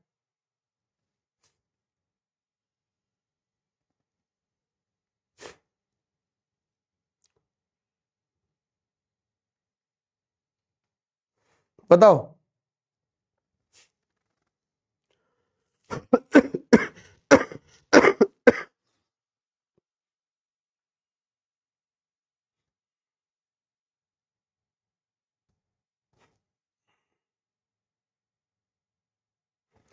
क्लियर हुआ। Sairaj happy birthday in advance, लेकिन ये बताओ क्वेश्चन आंसर किए कि नहीं। लॉन्ग आंसर तुम्हारे 2 थे, various cultural processes to foster sense of collective belongingness, तो जैसे भारत माता की इमेजेस बनाई, नेशनल सॉन्ग वंदे मातरम वगैरह लिखा गया, ठीक है, फोकलोर रविन्द्रनाथ टैगोर वगैरह इन सब ने इस्तेमाल किया। Use of icon and symbols एक इंपॉर्टेंट चीज है। रीडिस्कवरी ऑफ इंडियाज पास्ट, जैसे हमने क्या किया, रीइंटरप्रिटेशन ऑफ हिस्ट्री पे फोकस किया। फिर क्या है, poor house hold in rural area still depend on informal source of credit, money on credit से आया है, ठीक है। मनी ऑन क्रेडिट से अगर क्वेश्चन आया तो आपको क्या लिखना रहेगा, मनी ऑन क्रेडिट से लास्ट में सेल्फ हेल्प ग्रुप वाला सवाल पूछा गया है, समझे, सेल्फ हेल्प ग्रुप वाला, तो आपको बताना है कि सेल्फ हेल्प ग्रुप के पास में क्या होता है, एसेट्स नहीं होते थे, पूरा आंसर लिखा है, तो इसके लिए क्या है, वो बैंक से लोन मिलता नहीं था, तो अपनी सेविंग्स को पूल करते हैं, लो इंटरेस्ट रेट पे उनको लोन्स मिल जाता है, बैंक लोन्स दिए जाते हैं, मतलब बैंक को भी दिखा सकते हैं कि हमने फंड इकट्ठा किया, तो बैंक से लोन ले सकते हैं और डिसीजन वगैरह कलेक्टिवली लेते हैं। साथ ही साथ क्या है कि पैसों के अलावा विमेन एम्पावरमेंट वगैरह ये सारी चीजें भी होती है। क्लियर है। तो जिन देखो एक बार कितने बच्चों ने दिया है रिजल्ट, 70% बच्चों ने सॉल्व कर लिया है, ठीक है, वेरी गुड। 70% बच्चों ने सॉल्व कर लिया है पेपर, तो ये अच्छी बात है। बाकी जिन्हें नहीं किया है, सुन ले मेरी बात, ऐसा मारूंगा चाटा, चक्कर आ जाएंगे यार, क्यों नहीं सॉल्व करते हो जब क्या मतलब फिर अभय बैच में आने का, अभय बैच में आने का मतलब क्या रहा तुम्हारा, अगर तुम टेस्ट पेपर सॉल्व नहीं कर रहे हो तो, समझे। और जेई नीट मत करो मुझसे, मैं देखो पहली बात तो मैं जेई नीट पेपर दिया नहीं, लेकिन हमें इतना पता है कि हमें उन चीजों में नहीं घुसना है जिसमें हमारे बच्चों का नुकसान ऐसा हो जाए कि यार, मतलब बहुत सारे चैलेंजेस हैं उसमें। और बाकी आपके शोभित भैया, प्रशांत भैया और बेटर बताएंगे तुम लोगों को क्या समस्या है, ठीक है। तो हम अभी के लिए तो जितना मुझे आइडिया है, मुझे जो दिख रहा है कि जैसे अब 11th-12th में है हमें, तो 11th-12th के बच्चे जो है उनको हम बेहतरीन तरह से पढ़ा सकते हैं, तो हम पढ़ा रहे हैं, हम वो करेंगे जिसमें हम सबसे ज्यादा कॉन्फिडेंट होंगे, ठीक है। और वो पूरा माफिया कल्चर है तो उससे भगवान बचाए, वैसा सिस्टम है। मतलब हमने पहले सोचा था, लेकिन फिर हमें समझ में आया कि यार ऐसा नहीं है कि हम बच्चों को प्रॉमिस करें और किसी चीज में जाके हम भी फंस जाएं, बच्चों को भी फंसा दें, तो इट्स बेटर कि हम जो कर रहे हैं वो करते रहें, ठीक है। बड़े स्केल पे एक तरह से गुंडागर्दी वहां देखने को मिलती है आपको, तो पढ़ाना है ना, गुंडागर्दी क्या करना है, तो इट्स बेटर कि हम दूर रहें। ऑफलाइन में जैसे अगर तुम देख लो तो क्या है सिस्टम, ऑनलाइन में देख लो तुम क्या है सिस्टम। क्लियर हुआ, ये समझ में आया कि नहीं बताओ। 1 जनवरी को कोई छुट्टी नहीं है, चुपचाप 10वीं में, अभी 10वीं पढ़ा रहा हूं ना, पढ़ चुपचाप ऑप्शन ए में यस था, अच्छा, अरे बाप रे, मैं तो सोचा था 70% बच्चों ने करा है। इधर इधर इधर बाल पकड़ के लाऊं तेरे इधर, 70% बच्चों ने नहीं किया, मात्र 30% बच्चों ने किया। मैं ना सोल्यूशन ही नहीं दूंगा, जाओ कट्टी कट्टी। अब तो तू, अब तू देख, अब तू गया अब कोई सोल्यूशन ही नहीं मिलेगा तुम्हें कंबाइंड सैंपल पेपर नंबर 3 का। अगर पेपर मिल रहा तो सॉल्व करो यार, ये क्या तरीका है। मात्र 30% बच्चों ने सॉल्व किया है सर्वे रिजल्ट के हिसाब से, 29.96% बच्चों ने। मुझे जब 30 पे इतना गुस्सा आया तो 70 पे सोचो मैंने कितना गुस्सा घूट बना के पी लिया कि सॉल्व ही नहीं कर रहे, क्या करवाना है। डाउट्स हो तो कुछ पूछ लो, नहीं तो जाओ, भाग जाओ उधर क्लास में से, नहीं करवा रहे। मेकिंग ऑफ ग्लोबल वर्ल्ड वाले चैप्टर से कोई डाउट है क्या? शुरू करते आ जाओ। ये उसके होमवर्क क्वेश्चन के सोल्यूशन है, सोल्यूशन होमवर्क क्वेश्चन के डेली आपको मिलते जा रहे हैं। मेकिंग ऑफ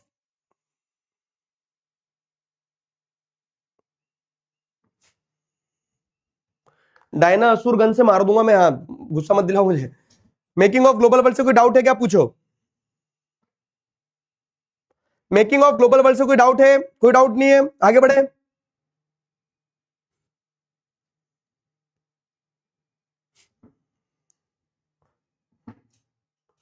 ठीक है,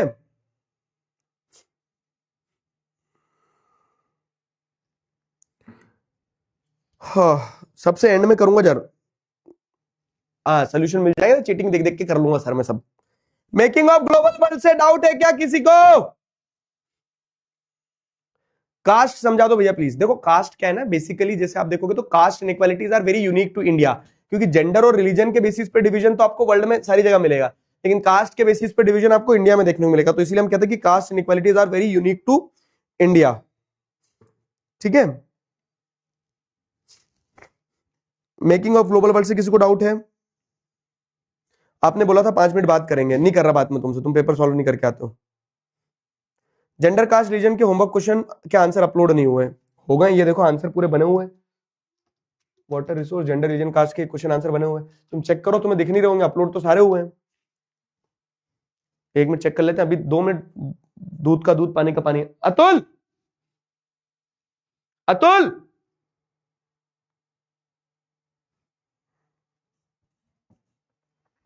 बताओ,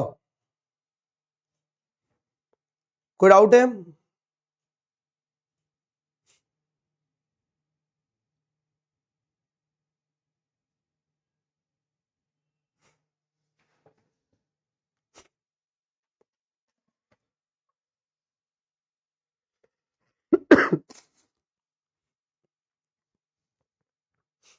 अभी एक बार चेक कर लेंगे।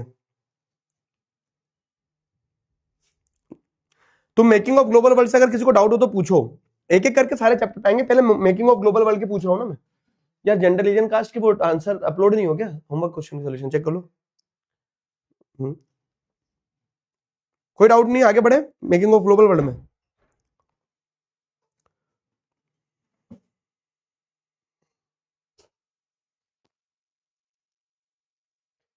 मेकिंग ऑफ ग्लोबल वर्ल्ड का मुझे एक भी डाउट नहीं दिखा अभी तक। हाँ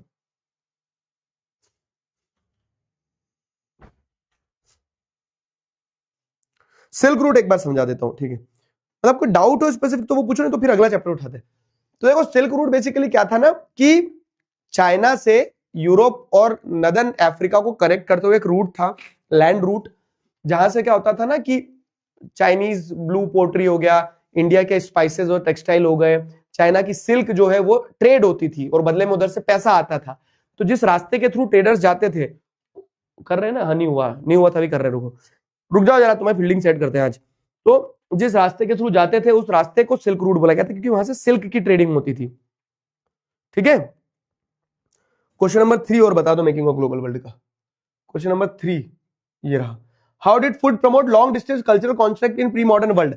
अरे देखो सिंपल सी चीज है कि जब ट्रेडर्स और ट्रैवलर्स लॉन्ग डिस्टेंस पे ट्रैवल करते थे, तो मैं अगर मान लो मेरे घर में दाल बाटी बनती है और मैं साउथ इंडिया में गया तो मैंने लोगों को दाल बाटी खिलाई और साउथ इंडिया के लोगों के यहाँ से डोसा खाया, तो लॉन्ग डिस्टेंस जब ट्रेड होता था तो उससे फूड मतलब फूड का जो कल्चर है ना, खाने का जो कल्चर है वो भी एक दूसरे के बीच में चेंज होता था। तो traders travellers introduce new crops to the land they visited. मेरे यहाँ अगर कोई क्रॉप इंट्रोड्यूस प्रोड्यूस होती थी तो मैं नई जगह जाऊंगा तो वहां पे वो उसके बीज लगा के आ जाऊंगा, समझे? ऐसे जैसे नूडल्स जो है, तो जब चाइना से वेस्ट में ट्रैवल करी तो उसका नाम स्पेगेटी हो गया। ठीक है, जब अमेरिका की डिस्कवरी हुई तो वहां से नई नई क्रॉप जैसे पोटेटो, सोया, ग्राउंडनट्स ये आए। ठीक, तो ये वाला पॉइंट है, इसमें आंसर ही लिखना है। आ जाओ, वाटर रिसोर्सेज से किसी को डाउट है क्या कुछ? वाटर रिसोर्सेज वाले चैप्टर पे आ जाओ। अरे ग्लोबलाइजेशन चैप्टर के डाउट अपन ग्लोबलाइजेशन चैप्टर वाली डाउट सॉल्विंग में लेंगे, अभी ये डाउट सॉल्विंग जो कल अपनी कैंसिल हुई थी उसके हिसाब से है। तो मैंने कंबाइंड सैंपल पेपर नंबर 2 का सोल्यूशन भी दे दिया है तुम्हें, और 4 चैप्टर जो अपन ने उससे पहले किए थे उनके सोल्यूशन डिस्कस कर रहे हैं अपन। ठीक है,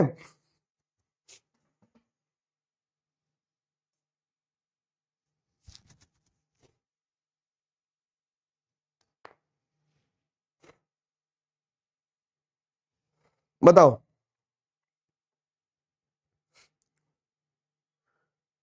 वर्ल्ड ट्रेड ऑर्गेनाइजेशन आएगा? अबे नहीं एक तो तुम मानते नहीं हो, मैं टीचर हूं तुम टीचर हो। सीबीएसई के सर्कुलर देखो,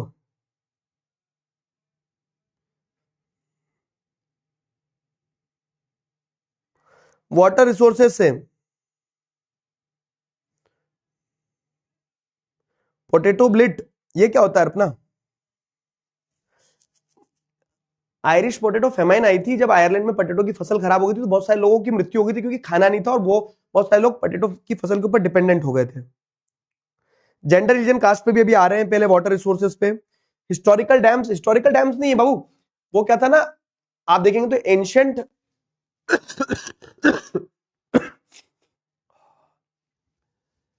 एंशियंट टाइम पीरियड से, जैसे अगर आप देखोगे तो एंशियंट टाइम पीरियड से आपको देखने को मिल रहा है कि बहुत सारे क्या है एंशियंट हाइड्रोलॉजिकल स्ट्रक्चर बनाए जा रहे थे। जैसे 5 एग्जांपल है और 5 नंबर का सीधा क्वेश्चन आता है, और वो तुम्हें सीधा 5 नंबर का क्वेश्चन मैंने दिया भी था। जैसे कहा गया traditional rain water harvesting system, नहीं ये तो रेन वाटर का है, ट्रेडिशनल रेन वाटर हार्वेस्टिंग का है, और ये जेंडर रिलीजन का है।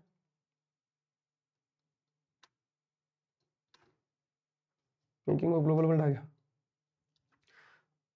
Traditional rain water harvesting system, rain water traditional harvesting system जो थे, तो उसमें वो लिखेंगे जो पुराने समय में वाटर हार्वेस्टिंग के लिए इस्तेमाल किए जाते थे, जैसे गुल्स एंड कुल्स हो गए, रूफटॉप रेन वाटर हार्वेस्टिंग हो गया, इनंडेशन चैनल्स, खादिन, जोहाद, टंकास, ये सब कुछ हो गए। और जो एंशिएंट हाइड्रोलिक स्ट्रक्चर्स की अगर हम बात करें, तो एंशिएंट हाइड्रोलिक स्ट्रक्चर में ये क्वेश्चन दिया तो था, जैसे आप देखेंगे तो 1st सेंचुरी बीसी में श्रृंगावेरापुरा नियर इलाहाबाद, वहां पे आपको क्या देखने को मिलता है कि वाटर हार्वेस्टिंग सिस्टम देखने को मिल रहा था। चंद्रगुप्त मौर्य के टाइम पीरियड में लेक्स, डैम्स वगैरह ये सब बने। इरिगेशन वर्क्स आपको देखने को मिलते हैं कलिंग, कोल्हापुर, नागार्जुन कोंडा, इन जगह पे। भोपाल लेक 11th सेंचुरी में बनाया गया था, one of the largest artificial lake.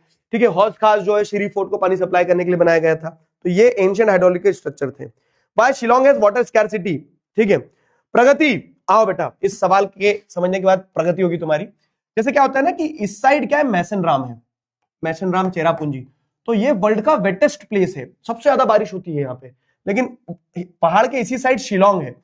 तो अब पहाड़ के इस साइड है, मतलब मैंने तुम्हें कॉन्सेप्ट 9th में भी सिखाया था कि इस साइड क्या है, रेन शेडो साइड है, तो ये वो सॉरी इस साइड क्या है, रेन बियरिंग साइड है, तो यहां तो बारिश होगी, लेकिन अब पूरा बारिश इधर ही होगी, तो माउंटेन का जो दूसरा साइड रहेगा वो रेन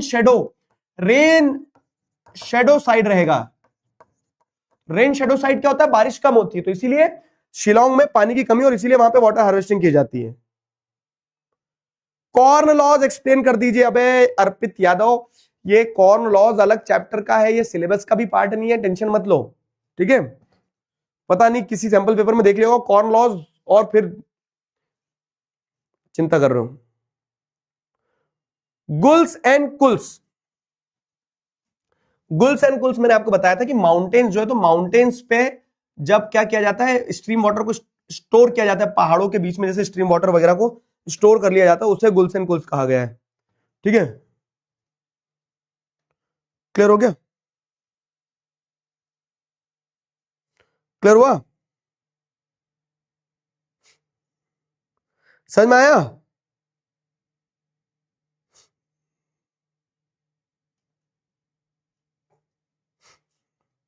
क्लियर हुआ?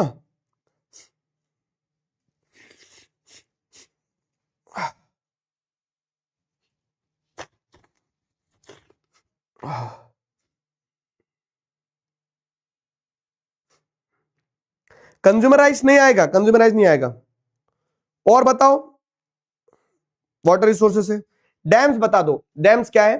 तो डैम्स जो रहते हैं, तो a structure created against the flowing river, एक बहती नदी के आगे अगर एक स्ट्रक्चर बनाते हो, ठीक है, विच ऑब्स्ट्रक्ट्स, रिटार्ड्स और directs the flow of water, तो वो स्ट्रक्चर जो क्या करता है, वो स्ट्रक्चर जो वाटर के फ्लो को ऑब्स्ट्रक्ट, रिटार्ड और डायरेक्ट करता है, उसे क्या कहा जाता है? उसे डैम कहा जाता है। ठीक है, उसे डैम कहा जाता है। नहीं, उस स्ट्रक्चर को डैम नहीं कहते बाबू। जो पीछे अब ये जब आपने स्ट्रक्चर बनाया, एक बिल्डिंग बना दी, मान लो एक बिल्डिंग बना दी या फिर एक वॉल बना दी, इस वॉल को बनाने के बाद में आपने क्या कर दिया, वाटर के फ्लो को ऑब्स्ट्रक्ट कर दिया, किसी तरह से रोक दिया। तो वाटर के फ्लो को जब ऑब्स्ट्रक्ट कर दिया आपने, तो आपको समझ में आता है जो पीछे पानी भरेगा, जो पीछे पानी भरा है, इस पानी के भरे हुए उसको तालाब को क्या कहेंगे आप? रिजर्वायर।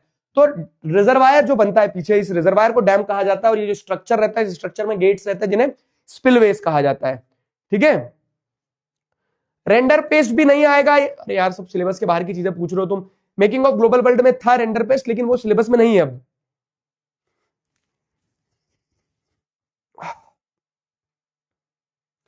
ठीक है, आगे बताओ। क्लियर हुआ? मैप वर्क एक बार सारे चैप्टर हो जाएंगे जब मैप वर्क करवाऊंगा।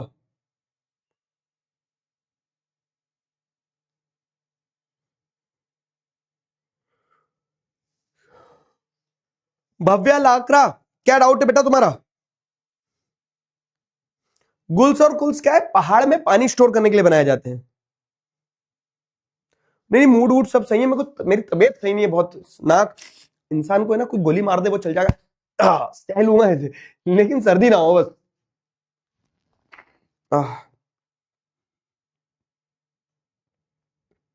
बताओ, मल्टीपर्पज रिवर प्रोजेक्ट्स क्या होते हैं? मतलब जो डैम्स होते हैं जो मल्टीपल पर्पसेस को फुलफिल कर रहे होते हैं। अगर डैम मल्टीपल पर्पसेस को फुलफिल करेंगे, मतलब कि अगर डैम से क्या होगा, बिजली बनेगी, इरिगेशन के लिए यूज किया जाएगा पानी, तो ये इससे मल्टीपर्पज कहेंगे ना, कि डैम से बिजली भी बन रही है और खेती भी हो रही है, और डैम के पानी के अराउंड जैसे अगर आप देखेंगे तो उस पर नेविगेशन भी हो रहा है, रिक्रिएशनल एक्टिविटीज के लिए भी यूज हो रहा है। क्लियर हो रहा है? वाटर सप्लाई के लिए भी यूज हो रहा है, तो वो मल्टीपल पर्पज को जब फुलफिल करता है तो उसे मल्टीपर्पज प्रोजेक्ट कहा जाता है। गुरप्रीत सिंह, नर्मदा बचाओ आंदोलन क्या है बाबू? तो जब नर्मदा रिवर को बचाने के लिए क्या है ना, नर्मदा रिवर पे डैम बन रहा है, सरदार सरोवर डैम, जो बन के रेडी हो गया अब, तो उसको बचाने के लिए मतलब वहां अब डैम बनने से क्या होगा, पीछे बहुत सारा जगह पानी में डूब जाएगी, तो वहां के ट्राइबल्स को, वहां के पेड़ पौधों के, वहां के लाइफ को डिस्टर्बेंस होगा। तो नर्मदा रिवर पे डैम ना बने उसके लिए एक नर्मदा बचाओ आंदोलन चलाया गया था, जो कि डैम के अगेंस्ट में था।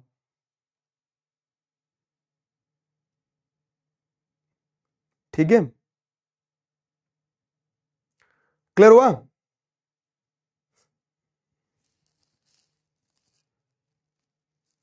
चलो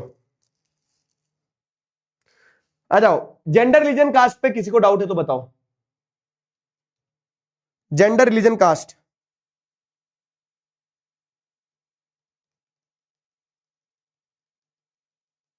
जेंडर रिलीजन कास्ट पे बताओ, फिर मनी एंड क्रेडिट के डाउट लेंगे। जेंडर रिलीजन कास्ट, ग्लोबलाइजेशन भी देखो, ग्लोबलाइजेशन चैप्टर भी क्या इकोनॉमिक्स का पार्ट, और पूरी इकोनॉमिक्स आपकी 20 नंबर की आएगी, तो इकोनॉमिक्स पूरी 20 नंबर की आएगी। इकोनॉमिक्स अपना कंप्लीट हो गया है। ठीक है,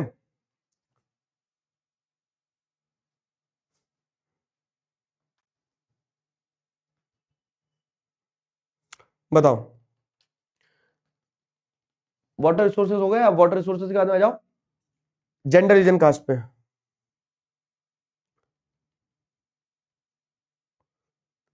कोई डाउट है? फूड एंड फॉडर वाली क्रॉप क्या होती है? मेज जो होती है वो फूड एंड फॉडर वाली क्रॉप होती है। अभी एग्रीकल्चर चैप्टर पढ़ेंगे अपन ने, अभी पढ़ा नहीं ना एग्रीकल्चर।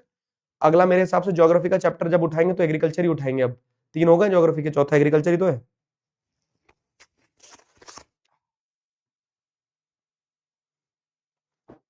हाँ, कास्ट इन पॉलिटिक्स बता दो। मतलब इसमें क्या होता है ना, कास्ट इन पॉलिटिक्स में, कि कास्ट क्या इंपॉर्टेंट रोल प्ले करती है। तो इसके सारे क्वेश्चन आंसर देख लो।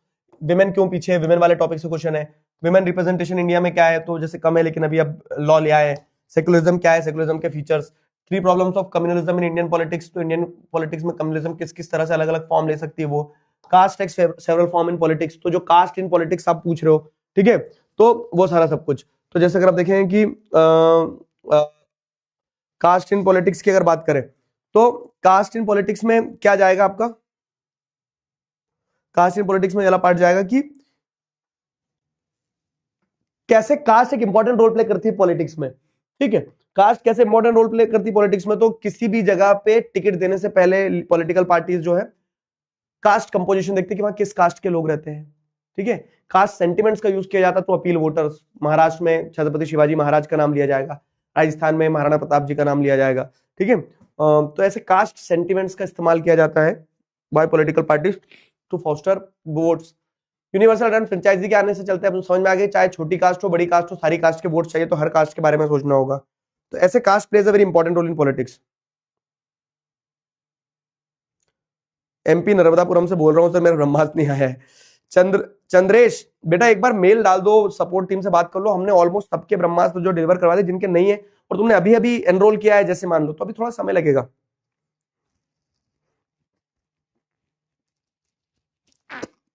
बताओ।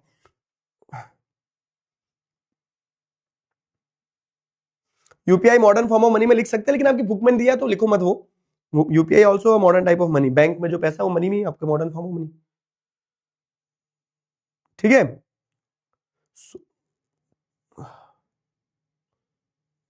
चलो, पॉलिटिक्स इन कास्ट बता दीजिए। पॉजिटिव क्या है, जैसे जब कास्ट और पॉलिटिक्स की बात होती है तो उससे क्या होता है ना, उसका पॉजिटिव ये कि जो पिछड़ी समाज है उसको आगे आने का मौका मिलता है। नेगेटिव लेकिन जब ये है कि जब पॉलिटिक्स में कास्ट कास्ट कास्ट करने लगते हो आप, तो उससे आप क्या करते हो, उससे आप जो दूसरे इंपॉर्टेंट मुद्दे हैं जैसे शिक्षा, स्वास्थ्य, रोजगार, इनको एक साइड रख देते हो, जाट, ब्राह्मण, गुजर, राजपूत, इसमें फंस जाते हो, तो वो गलत है।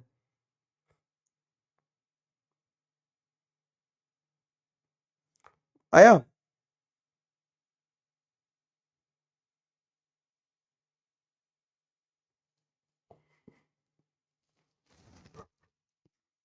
चलो बताओ नेक्स्ट।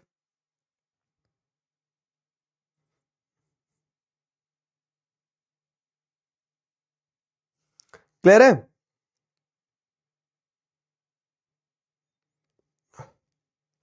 हिस्ट्री का प्रिंट कल्चर चैप्टर आएगा, हाँ आएगा, अभी पढ़ेंगे अपन इस हफ्ते ही शायद। अब जैसे कब होगा, 5-6 तारीख में अपन प्रिंट कल्चर पढ़ेंगे शायद, हाँ।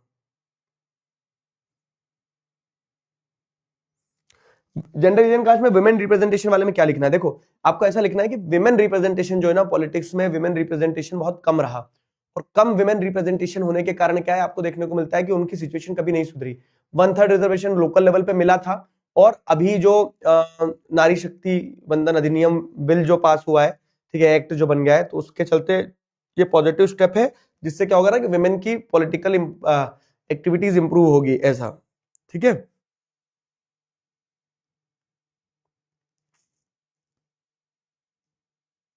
क्लियर है।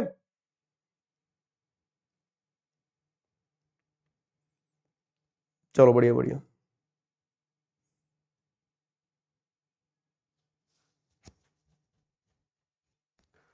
एलेगरी क्या होता है, एलेगरी मतलब क्या, अबे किस चैप्टर का पूछ रहा हूँ, किस चैप्टर की बात करते हो।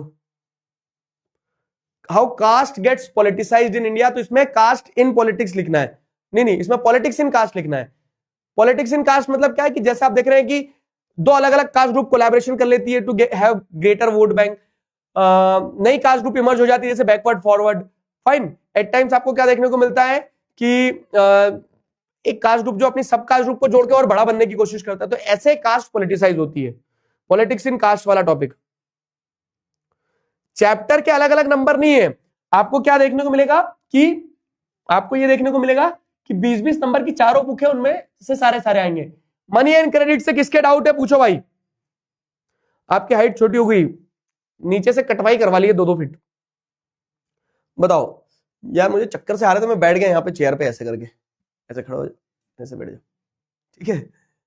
बताओ, मनी एंड क्रेडिट,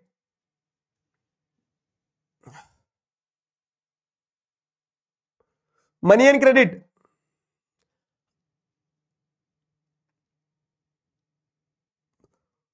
बताओ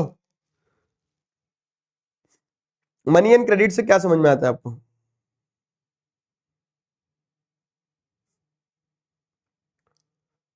सेक्युलर स्टेट पिछले वाले चैप्टर का डाउट पूछो, मतलब एक India is a secular country, मतलब जहां पे हम सारे क्या करते हैं, जहां पे हम सारे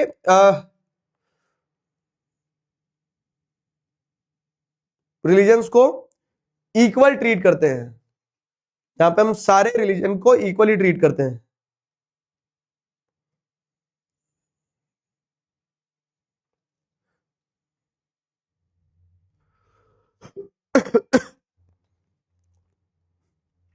ठीक है, तो India is a secular country, उसके प्रोविजंस पे क्वेश्चन ये मैंने तुम्हें दिया भी था, और जेंडर रीजन कास्ट में सारे क्वेश्चंस दिए थे और उनके आंसर्स भी हैं। क्वेश्चन जब डाउट सॉल्विंग होती है, डाउट सॉल्विंग में ऐसा पूछा करो कि इस पे ये दिक्कत थी, तो स्पेसिफिक डाउट समझ में आता।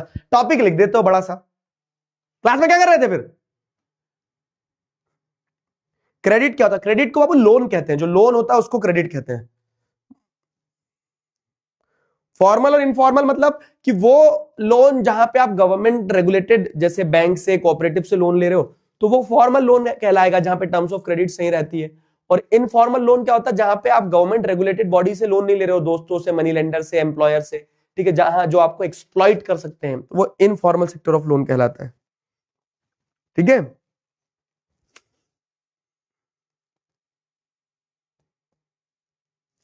क्लियर हुआ?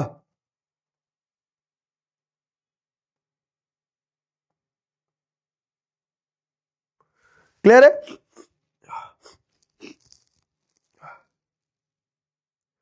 समझ गए? कोलेट्रल क्या होता है? जैसे कोलेट्रल क्या है, मान लो कि मैं आपसे पैसे लेने आया उधार, तो आप क्या बोलोगे कि क्या भरोसा सर, भाग गए तो तुम, है ना, भाग गए तो फिर तुम बोलोगे कि पैसे दे देंगे लेकिन एक शर्त पे देंगे, क्या, कि कुछ अपना सामान गिरवी रखो। तो फिर मैं क्या करता हूँ, फिर मैं अपनी छिपकली जो है, तो छिपकली तुम्हें लेगा क्रिस वाला लेगा तो मैं अपनी छिपकली तुम्हारे पास गिरवी रख देता हूँ और बदले में तुमसे पैसे ले लेता हूँ। क्यों? क्योंकि अगर मैंने मान लो पैसे नहीं लौटाए तो ये सोने की छिपकली है, तो तुम सोने की छिपकली बेच के अपना पैसा रिकवर कर लोगे। तो बेसिकली अगर समझाया जाए तो क्या होता है, कोलेट्रल इज एन एसेट, ये मेरा एसेट है अगर मान लो सोने की छिपकली है तो, दैट द बोरोवर ओन्स, मतलब मैंने ओन करके रखी, मैं बोरोवर हूं ना, तो collateral is an asset that the borrower owns and uses it as a guarantee, और मैं गारंटी की तरह इस्तेमाल कर रहा हूं कि in case if I fail to repay the loan, अगर मैं लोन रीपे नहीं कर पाया तो तुमने जो मुझे पैसा दिया है उस पैसे को तुम्हें सोने की छिपकली को बेच के रिकवर कर लेना है, समझे? तो कोलेट्रल बोरोवर के द्वारा ओन किया गया एसेट होता है जो कि वो गारंटी की तरह इस्तेमाल करता है। कौन? लेंडर गारंटी की तरह इस्तेमाल करता है। ठीक है, छुट्टी अभी दे रहे बेटा। ग्रेचुइटी का मतलब क्या होता है, जैसे मान लो क्या कि जब कोई एक कंपनी में एक एम्प्लॉय 3-4-5 साल तक काम करता है ना, 3-4-5 साल तक काम करता है जब एक एम्प्लॉय, तो उसको ग्रेचुइटी मिलती है। बेसिकली ग्रेचुइटी का मतलब ये होता है कि जब एक एम्प्लॉय 3-4-5 साल तक काम करेगा तो ये उसकी लॉयलिटी उसने प्रूव करी कंपनी के टुवर्ड्स, कितने समय तक कंपनी में काम करता रहा, तो उसको बदले में क्या होता है, उसको बदले में ग्रेचुइटी दी जाती है, तो कुछ specific amount as a bonus और ये सब कुछ दिया जाता है, तो वो ग्रेचुइटी होती है। ठीक है, सेल्फ हेल्प ग्रुप्स क्या बोलते हैं कि स्व सहायता समूह, यानी कि कुछ group of 20-50 people they come together, ठीक है, एंड पूल देयर सेविंग्स, वो अपना अपना पैसा इकट्ठा करते हैं ताकि क्या करें कि उस पैसे से वो अपने मेंबर्स के लोन्स दे सके, अपने मेंबर्स को लोन दे सके, उनके एक दूसरे की फाइनेंशियल मदद कर सके, तो उसे ग्रेचुइटी कहा जाता है, उसे सेल्फ हेल्प ग्रुप कहा जाता है। 2 क्वेश्चन मिला दिए। बार्टर सिस्टम क्या है? सामान के बदले, जब करेंसी नहीं थी तो कैसे सामान बदलोगे? तुम्हें मान लो क्या चाहिए, तुम्हें ये पेन चाहिए और मुझे कॉपी चाहिए, तो मैंने तुम्हें पेन दे दिया, तुमने मुझे कॉपी दे दी, तो ये बार्टर एक्सचेंज होता था। लेकिन ये एक्सचेंज तभी हो पाता था जब मुझे जो चाहिए वो तुम्हारे पास हो और तुम्हें जो चाहिए वो मेरे पास हो। ठीक है, और इसी कंडीशन को, कि जो मुझे चाहिए वो तुम्हारे पास हो, जो तुम्हें चाहिए वो मेरे पास है, इस कंडीशन को डबल कोइंसिडेंस ऑफ वांट बोलते हैं, समझे? बार्टर सिस्टम तभी पॉसिबल था जब डबल कोइंसिडेंस ऑफ वांट चलती थी। ठीक, चलो चलो भाई, तो इसी नोट पे आज के कार्यक्रम को समाप्त कर दें क्या? और कोई डाउट हो तो?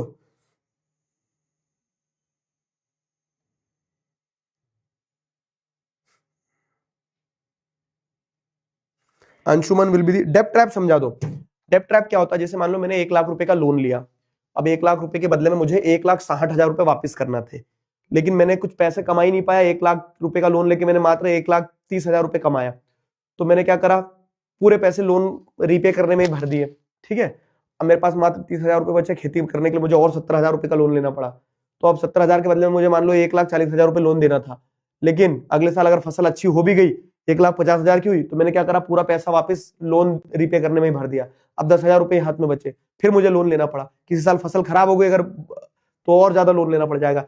तो when the previous loans are not, when a person is not able to repay the previous loans and fresh loans are taken to repay the previous loan and this creates a cycle, तो इस तरह का जो cycle होता है इसे debt trap कहा जाता है। Got it?